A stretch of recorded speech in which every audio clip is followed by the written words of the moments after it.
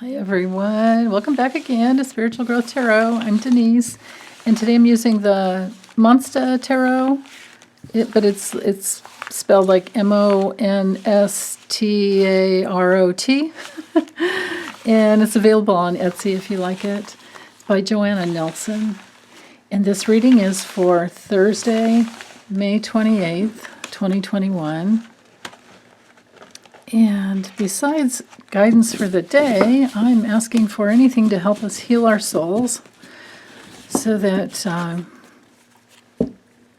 we can live from the pure love, truth, and beauty of who we are, so that it can shine freely, so that we can experience life with the unlimited abundance that it truly is. Okay.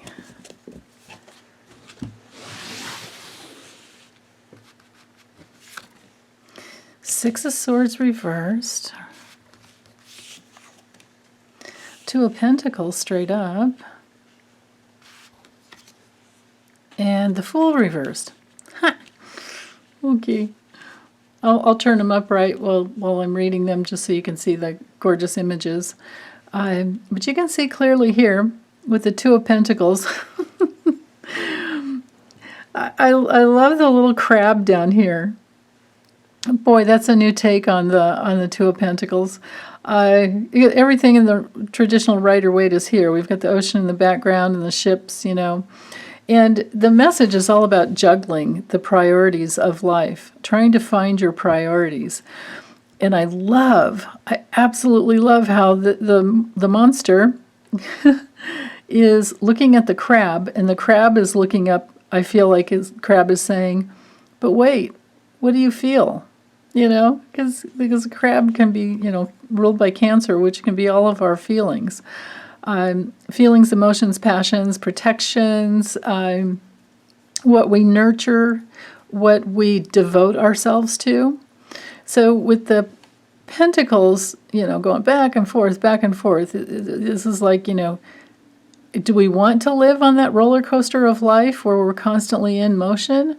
Or do we want to have time so that we can feel and experience more of life rather than just being a human doing rather than a human being?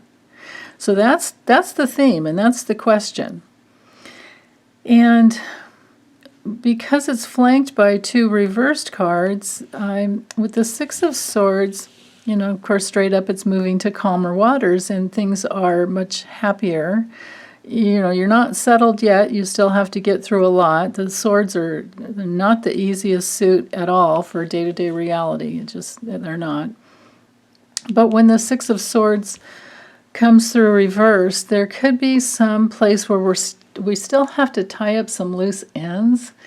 And it might be more about what we're thinking of. It could be that we're overwhelmed, is what I just heard. And that really goes with this Two of Pentacles. So if we're juggling life, like this, like how many plates can I spin kind of thing, if you're feeling overwhelmed, let that overwhelm guide you into a place where you can focus on your priorities. And with the Fool card here, this is cool. Got like a little dragon instead of a dog. I love this, traversing across the universe. That's really cool. When the Fool comes, comes through reversed, that brings us into that place of there's some hesitation, there's some need to be very careful to not be reckless, to,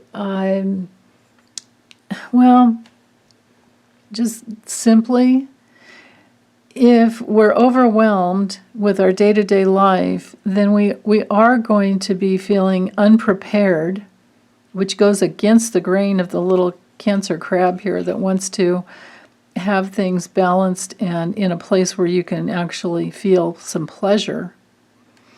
But if our minds have us in this place of just go, go, go, go, go, and we do that, if we let our mind guide us rather than Listening to what our body needs. With Pentacles, it's, bodily, material resources. So if we're not going to take care of ourselves, we are going to have overwhelm, and we are going to make some mistakes that have us in the place of needing to reassess, to get back inside of, okay, too much. Now what do I do? How do I balance out this one, whatever this one is? And on another level with the Fool, we have to be really careful of neglecting things that, because when you're overwhelmed, things fall through the cracks.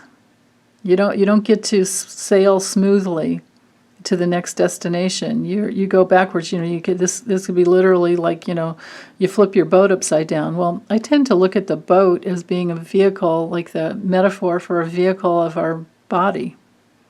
And when we're floating through life, moving through life, sometimes it's like rapids, and other times you're just kind of floating, and other times you're rowing your own boat. Sometimes we're swimming, sometimes we're floating, and sometimes we're aggressively swimming to get in a certain direction. This is the way life is. And you can't do any one thing constantly, or you're going to drown, or you're gonna frazzle and burn out. You can't, you know what I mean? If you're going to float, you're going to end up, you've got to have that movement. If the rapids come and you don't figure out how to keep your boat upright, you're going to flip it over, and you're going to have some trouble there. So just look at this image. It's perfect for what I want to say. It looks like a cup. These could be holes that need to be plugged up. Because if you're floating through life and you've got energy leaks coming out, if you're moving through life, I should say, because we all are, if this is our vehicle, if this is our body, then just play with me here with this metaphor. If we're moving through the stream of life and we have any holes in our body, in our boat, then we're going to either be bailing water, constantly bailing water, or we're going to need to stop and plug the holes, or the energy is going to leak out. And that's what helps us prioritize. So this could be like where power is leaking out, life force is literally leaking out, and you have to plug those holes. And then if you do that, you wind up having strong, healthy boundaries. But to not do that would be very foolish, not in the good way. It's good to be on an adventure and be kind of free with life, and to think of life as being an adventure every day. But if you're not going to prioritize anything in your life, then you're going to have problems.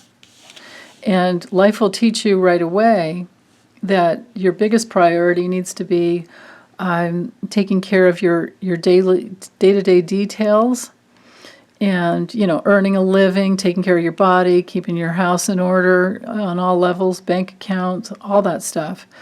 Otherwise, things fall apart, and they fall apart pretty quickly. So, on another level, if this reading is anything about somebody going through a flood or a hurricane, my goodness, if it's anything like that, my prayers go out to you, and to help support you in getting things going in the right direction, so that then you can be on, back to your normal adventure in life, and be flowing in a way that's more peaceful for you. So, trying to think if there's anything else to add here. Well, I guess my biggest takeaway is always, no matter what you have to go through, please don't judge yourself harshly. Just do what you can to make things work better in your life for yourself. And we're all unique spirits, so I can't ever say that one way is the right way for anyone. You're going to have to find your own way. But always, though, to go in the way that creates peace is going to be the most helpful for any of us. That's about the only thing I can say, is always go towards the love and the peace. It's like my friend Debbie at Freebird Spirit. She says, always lead with love. Yes, that's so true. And sometimes we have to really love ourselves through these challenging times as we're on a new adventure. And if you're having a day that you're feeling overwhelmed, if that's the case, it's okay. Maybe let yourself feel the overwhelm and let yourself fall apart. There's nothing wrong with letting yourself fall apart, because then when you put yourself back together, you'll be new. You'll be entirely new, and you will have shed all the tears that need to have flown. Need to have. If I say flown, that's like birds. No, the tears that need to flow, you will have shed them, and then you will be in that place where it's not foolish to fall. It's okay to fall down, because we can get ourselves right back up at some point. We absolutely can. We will. Okay, well, that's all I have for today. Hope you're having a good week, you guys. Weekend's almost here. Thank you. Bye.